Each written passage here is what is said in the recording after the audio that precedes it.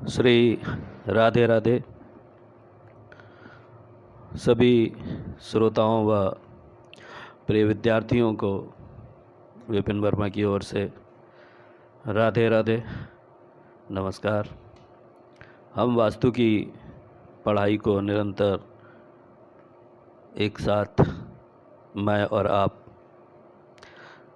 साथ लेके चल रहे हैं और पिछली जो क्लास थी उसमें हमने मुख्य द्वार वास्तु चक्र 32 देवताओं के नाम 32 देवताओं के नाम हमने 4 दिशाओं में मुख्यतः बांट दिए थे, जिसमें पहली दिशा थी पूर्व, दूसरी दक्षिण, तीसरी पश्चिम, चौथी उत्तर। थोड़ा सा नज़र डाल लेते हैं सभी देवताओं पर। तो पूर्व में जो 8 देवताएं हैं, क्रमशः नंबर 1 से 8 तक लेके चलेंगे। तो नंबर 1 पे शिखी, पर्जन्य, जयंत, इंद्र, सूर्य, सत्य, भ्रश, अंतरिक्ष। दक्षिण में अनिल, पूषा, वितत, ग्रहच्छत, यम, गंधर्व, भृंगराज, मृग। पश्चिम में पिता, पितृ जिनको कहा जाता है, द्वारिक, सुग्रीव, पुष्पदंत, वरुण, असुर, सोस, पाप, यक्षमा।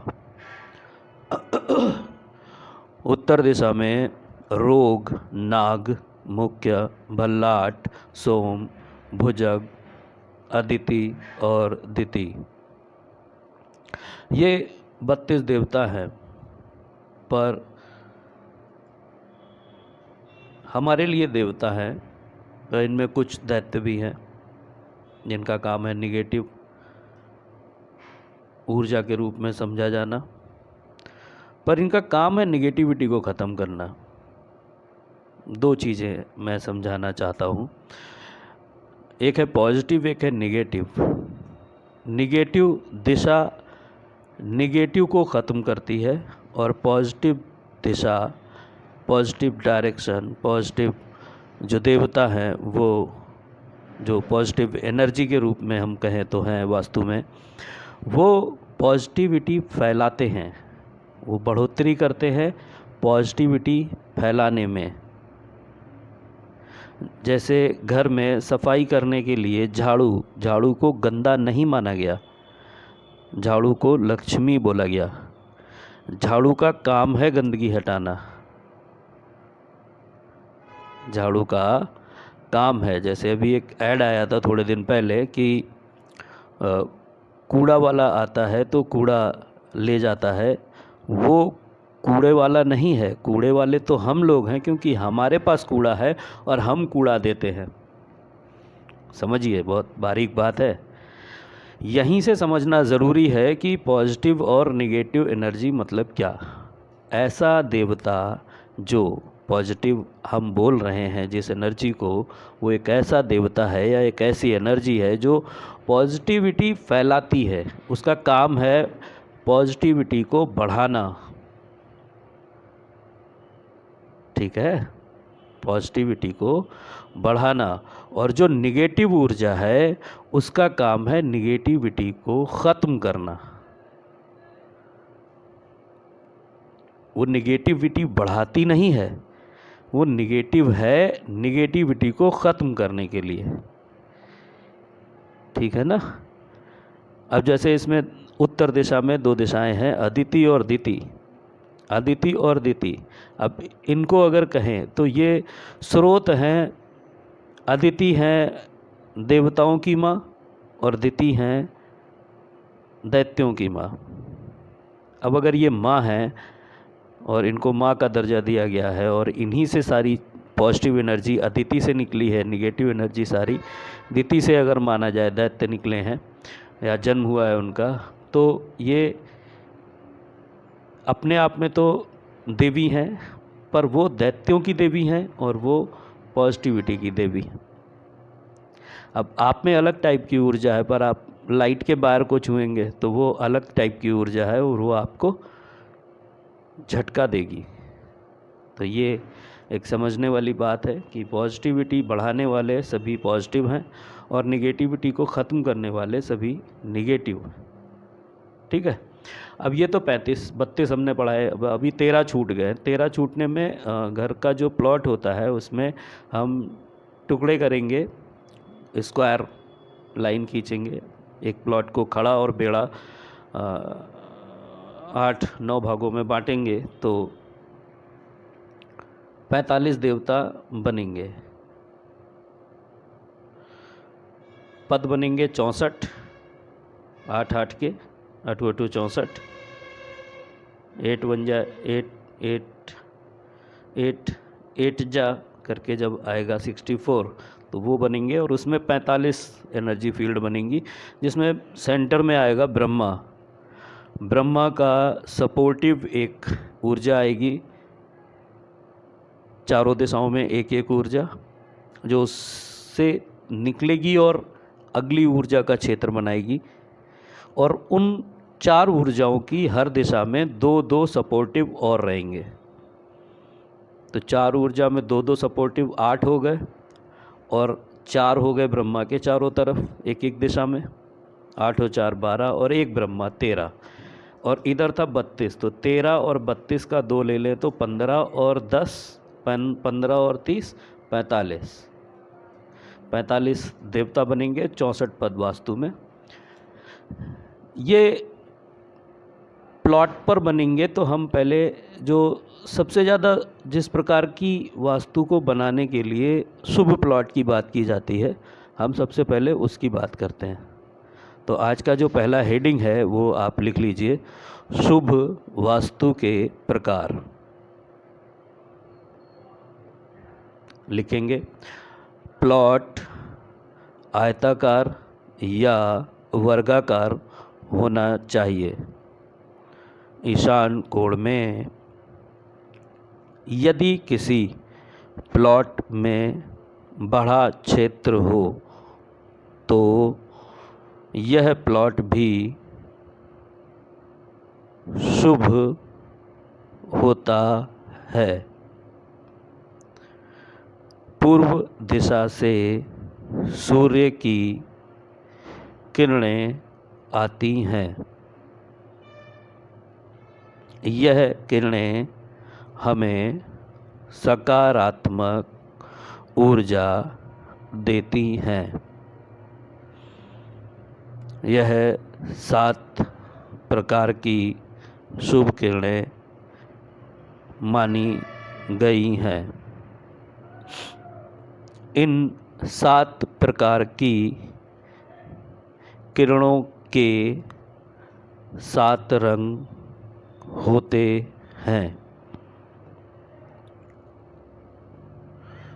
इन्हीं 7 रंग की किरणों से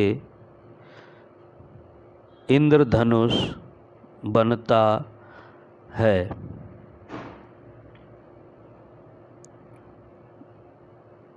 यही 7 रंग की किरणें जिनसे इंद्रधनुष बनता है,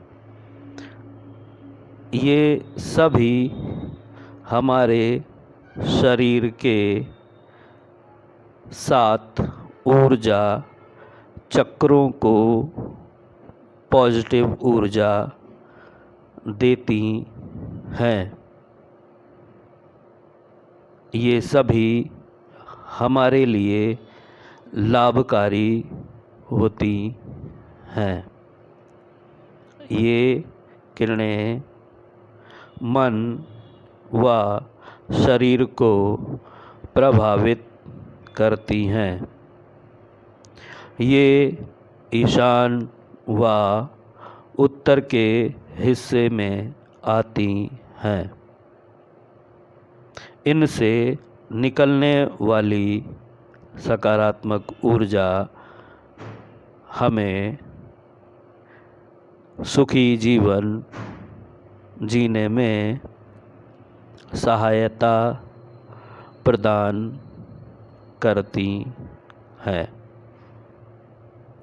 इसीलिए इसी प्रकार से ये भूखंड ईशान क्षेत्र में बढ़ा होने की वजह से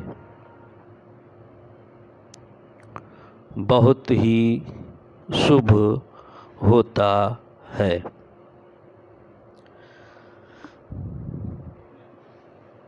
किसी भी प्लॉट के ब्रीफिंग हो जाए थोड़ी सी।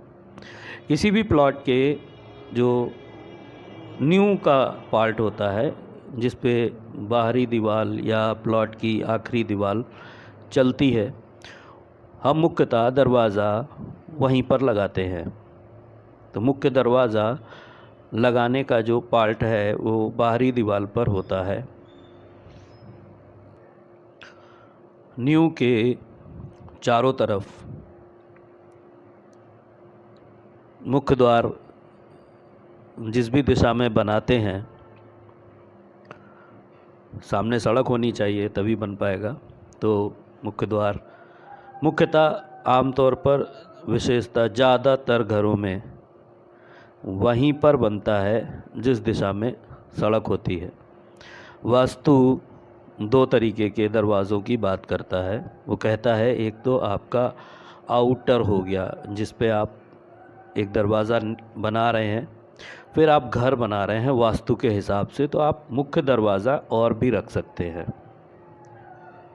वास्तु के हिसाब से घुमा के हम इस तरीके से घर का नक्शा बनाएंगे कि उससे हम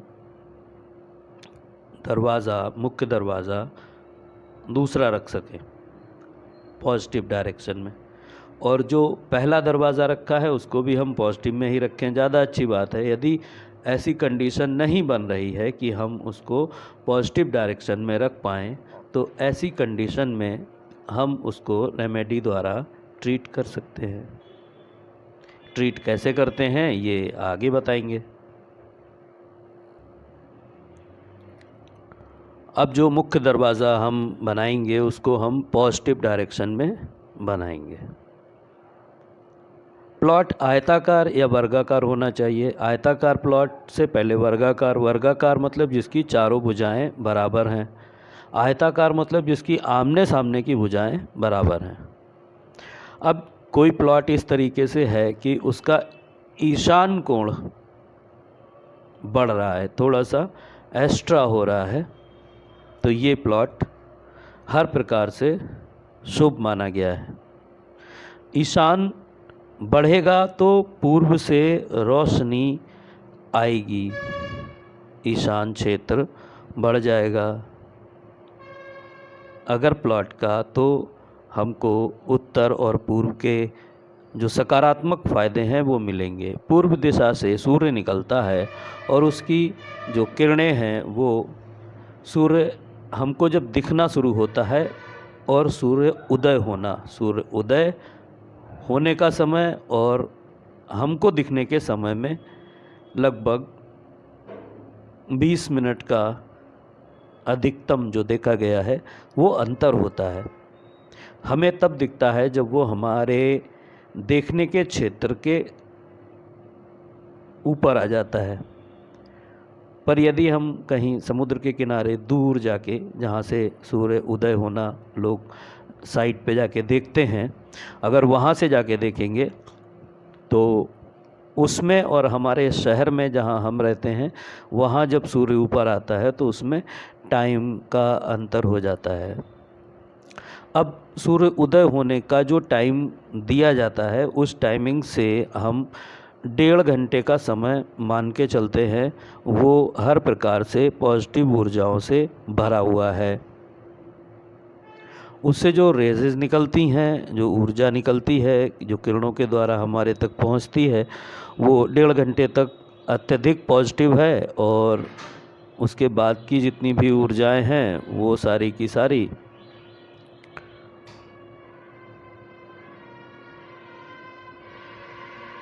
सात जो हमारे बॉडी के चक्र हैं उनको प्रभावित करती है। और पॉजिटिव जो असर है वो देती हैं। हर प्रकार से लाभकारी होती हैं। ईशान कोण की जितनी भी प्लॉट एरिया बढ़ी हुई क्षेत्र होता है वो हमारे लिए लाभदायक होता है। उत्तर का हिस्सा भी यदि कभी खुला मिल जाए या बढ़ा हुआ मिल जाए तो वो भी श्रेष्ठ कर्म माना गया है। ईशान और उत्तर में जब भी घर बनाएं तो उधर से इस तरीके का प्रबंध रखना चाहिए कि थोड़ा सा एरिया खुला छोड़ दें, थोड़े से प्रकाश अधिक आए ऐसी व्यवस्था रखें। और जो इंद्रधनुष बनता है उसमें जो 7 कलर दिखते हैं, 7 रंगों से मिल के इंद्रधनुष बनता है, तो वो सारे के सारे जो आपके बॉडी के चक्र होते हैं, सबसे ऊपर सर के ऊपर सहस्त्रारा, माथे के भौहों के बीच में, आईब्रोज के बीच में आपका थर्ड आई होता है, और थर्ड आई के नीचे जो गला है आपका, मुंह के नीचे जो गला है, गले पर आपका थ्रोटल चक्र होता है, फिर हार्ट चक्र होता है, इसके बाद में नाभि चक्र होता है, यहाँ पे मणिपुर कहते हैं उसे, फिर स्वादिष्ठान, और स्वादिष्ठान के बाद में मूलाधार। ऐसे 7 हो गए। मूलाधार हो गया, स्वादिष्ठान हो गया, नाभि हो गया, थ्रोटल हो गया, थर्ड आई हो गया, और सहस्त्रारा चक्र हो गया। तो ये जो 7 चक्र हैं वो आपके ऊर्जा से भर जाते हैं और आप काम करने में ज़्यादा अच्छा, जब बॉडी ठीक रहेगी तो आप भी ठीक रहेंगे। अब ये घर का वास्तु ही इस तरीके का हो कि आपको सुबह उठना ही अच्छा लगे, आपको सूर्य, बहुत सारे घर ऐसे हैं जिनमें कब शाम हुई कब सुबह हुई, लाइट के भरोसे ही पूरा जीवन चलता है। कभी समझ में नहीं आता है कि अंदर बैठे बैठे बाहर बारिश हो गई, पता ही नहीं चला, बाहर मौसम अच्छा हो गया, धूप निकल आई, ठंडा हो गया, नहीं पता चलता है। दिमाग में जो फीलिंग है उसी के हिसाब से रहते हैं, उसी के हिसाब से जीवन जीते हैं कि हाँ इस समय सर्दी है तो बाहर भी सर्दी होगी, बाहर चाहे धूप निकली हो, बारिश है तो बाहर बारिश हो रही होगी, ऐसा लगता है। तो अंदाजे में जीवन चल रहा है। तो कोशिश ऐसी करनी चाहिए कि हम उत्तर या ईशान क्षेत्र का बढ़ा हुआ प्लॉट यदि मिल जाए तो ले लिया जाए, है ना। चलो अगली हेडिंग डालते हैं, 45 देवताओं का शुभ प्रभाव। 45 देवताओं का शुभ प्रभाव। इसी क्रम में 45 देवताओं में कीट, पतंगे, राक्षस, पाप ग्रह और दुष्टों द्वारा भी देवता को दबाया गया था, इसीलिए उनको भी देवताओं के साथ स्थान मिला। बताते समझाते हुए चलते हैं। 45 देवता अभी आपको बताए थे। 45 देवताओं में नेगेटिव पॉजिटिव एनर्जी है ना, दोनों की बात हुई थी। तो समझते हैं कैसे। मत्स्य पुराण में जो कहानी बताई गई उसके हिसाब से पॉजिटिव ऊर्जा में शंकर जी थे और नेगेटिव ऊर्जा में अंधकासुर था। दोनों में युद्ध हुआ था, एक एनर्जी बनी थी। उस एनर्जी को मनसपुत्र कहा गया ब्रह्मा जी की तरफ से। उसको कंट्रोल करने के लिए उसको कीटों ने, पतंगों ने, राक्षसों ने, पाप ग्रही ऊर्जाओं ने और दुष्टों ने भी देवताओं का साथ दिया था, तब कंट्रोल कर पाया था उस एनर्जी को। इंसानों की बात करें तो अच्छे इंसान भी उसी कॉलोनी में रहते हैं, बुरे इंसान भी। अच्छे लोगों के हिसाब से बुरे इंसान अलग नहीं है। 6 लीटर खून अच्छों वालों में भी है, ख़राब वालों में भी है। हाँ, 206 हड्डियाँ इनकी भी होती हैं, उनकी भी होती हैं। 2 आँखें, 1 नाक, 1 मुँह, 2 कान, 2 हाथ, 2 पैर, इसी तरीके की बॉडी उस कॉलोनी में रहने वाले सभी लोगों की होती है। पर अच्छे वाले जो अपने आप को अच्छा समझते हैं या जो वाकई में अच्छे हैं, उनके हिसाब से दूसरे वाले ख़राब हैं, गंदे हैं, दुष्ट हैं, राक्षस हैं। पापी हैं और जाने क्या क्या है। उनसे पूछो तो ये पिछड़े हो सकते हैं, आदिवासी हो सकते हैं, आदिवासी गिरी हुई सोच के, किसी से मिलने जुलने वाले नहीं है, अलग सोच के ऐसे हो सकते हैं, पर हैं तो एक ही साथ ना। और जब कोरोना जैसी बीमारी आई, नोटबंदी जैसी समस्या आई, तो इन सब ने उससे लड़ने के लिए, उस समस्या से उसको सॉल्व करने के लिए एक साथ प्रयास किए।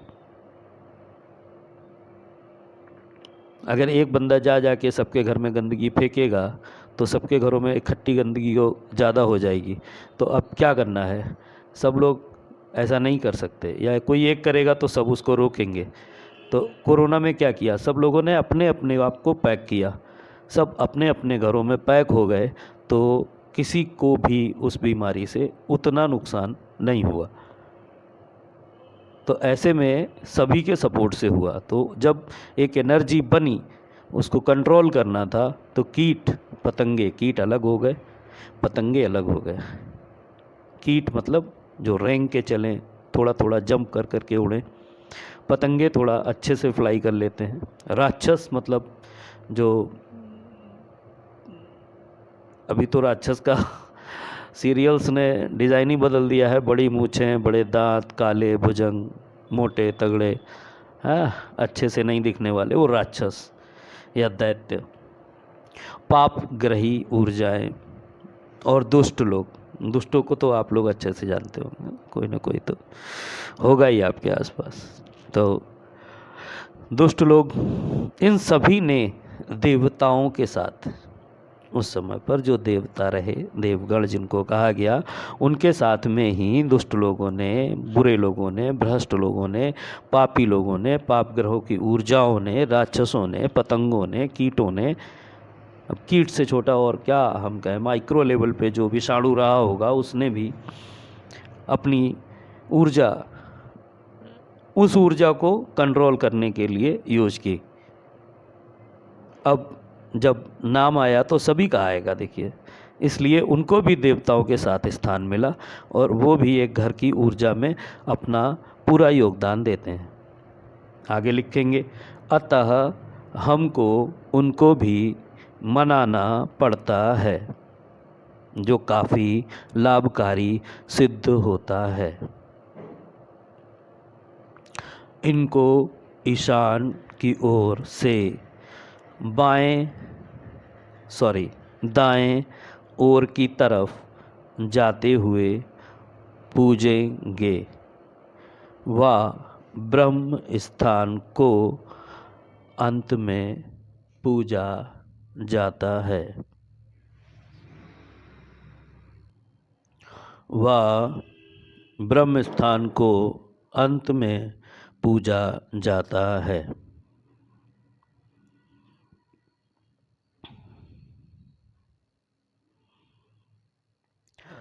अतः हमको उनको भी मनाना पड़ता है। देखिए, जब हम पूजा करते हैं प्लॉट पर, तो एक वैसा उदाहरण लेते हैं जो प्लॉट से जुड़ा हुआ नहीं है।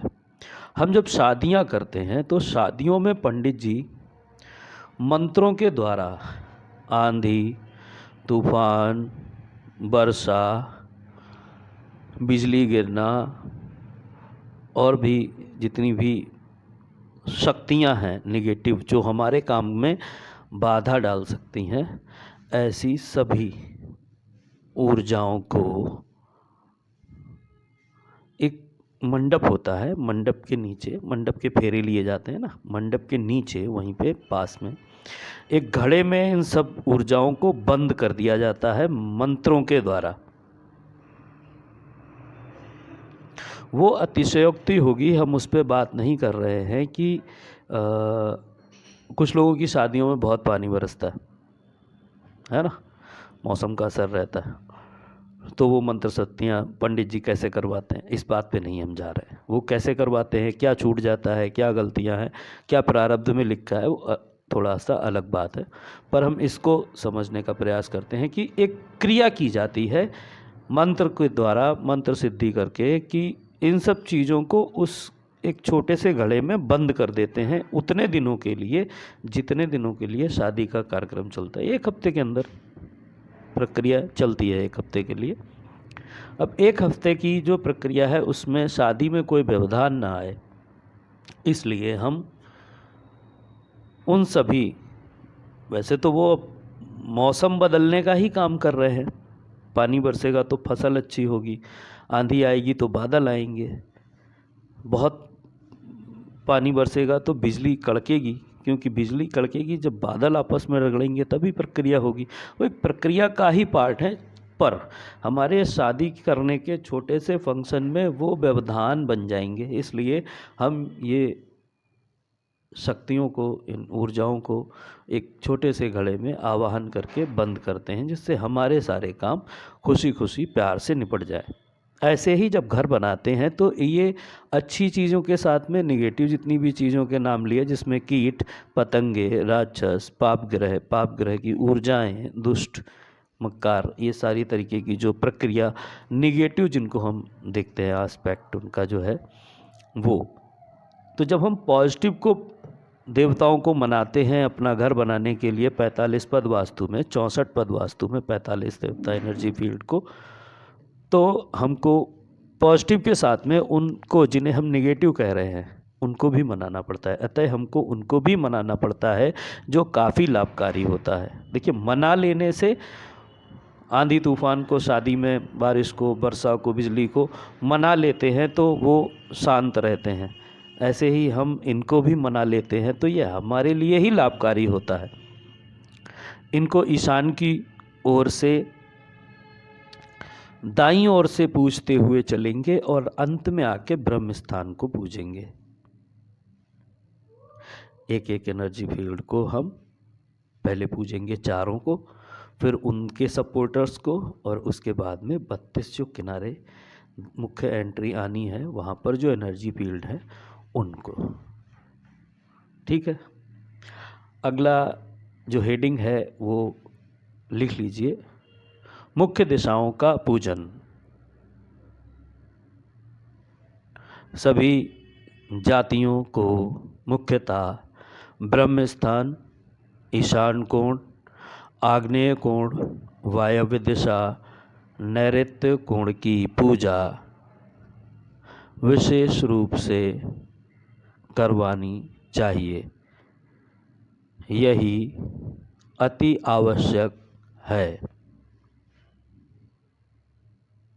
मुख्य दिशाओं का पूजन सभी जातकों को, मुख्यतः जितने भी लोग अपना प्लॉट खरीदते हैं, घर बनवाते हैं और गृह प्रवेश करते हैं, उनको ब्रह्म स्थान, ईशान कोण, आग्नेय कोण, वायव्य दिशा, नैऋत्य कोण की पूजा करवानी चाहिए। यह अति आवश्यक है। ब्रह्म स्थान एक ऐसा कमल दल का पुंज है जहाँ से मुख्य स्रोत से ऊर्जाएं निकलती हैं। ईशान कोण में, आग्नेय कोण में, वायव्य कोण में और नैऋत्य कोण में, पूर्व दिशा, पश्चिम, उत्तर और दक्षिण, इनमें वो ऊर्जा जाती है। ब्रह्म स्थान से वो फव्वारा जो है, वो जो आपका फाउंटेन है, वहाँ से ऊर्जा निकलती ही रहती है और ऊर्जा मकान की आखिरी दीवार तक जाके इन दिशाओं में फैलती है। अब मुख्य रूप से कहा गया है कि ब्रह्म स्थान, ईशान कोण, आग्नेय कोण, वायव्य और नैऋत्य की पूजा अवश्य करवानी चाहिए। तो ये जो 4 दिशाएं हैं, ब्रह्म स्थान से ऊर्जा निकलती है और एक एक जो दिशा है, ईशान ऐसी एक दिशा है जहाँ पर उत्तर दिशा और पूर्व दिशा का मिलन हो रहा है। आग्नेय में पूर्व और दक्षिण दिशा का मिलन हो रहा है। नैऋत्य में दक्षिण और पश्चिम, वायव्य में पश्चिम और उत्तर दिशा के बीच के जो कोण का जो हिस्सा है वो वहाँ पर चेंज हो रहा है। दक्षिण में ही, दक्षिण पश्चिम के बीच में नैऋत्य है, तो वहाँ पर भी एक दिशा चेंज होती है। तब 5 दिशाएं बनती हैं। उत्तर वाटर एलिमेंट, एयर एलिमेंट आता है, फिर फायर एलिमेंट आता है, फिर अर्थ एलिमेंट आता है, और उसके बाद जो जोन आएगा वो होगा स्पेस। तो 32 देवताओं के बाद हमने 45 देवताओं की बात की, जिसमें हमने शुभ प्लॉट के प्रकार के बारे में जाना और 45 देवताओं के शुभ प्रभावों को और नकारात्मक जो एनर्जी मानी जाती हैं उनके भी शुभ प्रभाव को हमने जाना। मुख्य दिशाओं का पूजन, इनको ध्यान में रखना चाहिए। आज की जो शिक्षा है, आज की जो वास्तु की पढ़ाई है, वो यहीं तक। आप लोगों का प्यार astro vastu Shubham Facebook page और यूट्यूब पे मिल रहा है। जितने भी लोग विज़िट करा रहे हैं उन लोगों को मैं सोचता हूँ कि एक पॉडकास्ट जैसा कुछ डिज़ाइन करूँ और सभी लोगों को बुलाऊं और उनको कैसा फील हो रहा है, कैसा अच्छा लग रहा है, कैसा वो फील कर रहे हैं वास्तु होने के बाद, वास्तु के सूत्र लगाने के बाद, उनको आप लोगों तक उनकी बात को पहुंचाने का एक जरिया बनाऊं। प्रयास चल रहा है। मैंने कहा था एक सरप्राइज़ है, वो भी बता भी दिया। चलो कोई नहीं, प्रैक्टिस करेंगे तो हो जाएगा, होगा तो फिर आपके सामने भी आएगा। इसी तरीके से आप लोग जुड़े रहिए और आपको यदि फ़ायदा मिलता है तो दूसरों को भी इसके बारे में बताएं। विज़िट कराइए, ज़्यादा से ज़्यादा विज़िट होगी, ज़्यादा से ज़्यादा लोगों के जीवन में परिवर्तन आएगा, ज़्यादा से ज़्यादा लोग अच्छा फील करेंगे। सनातन को सभी लोगों तक पहुंचना चाहिए। सनातन की चीज़ों को सभी सनातनियों तक पहुंचाना ज़रूरी है। हम सभी ऐसा ही प्रयास करेंगे। मिलते हैं अगले एपिसोड में, आगे की चर्चा करेंगे।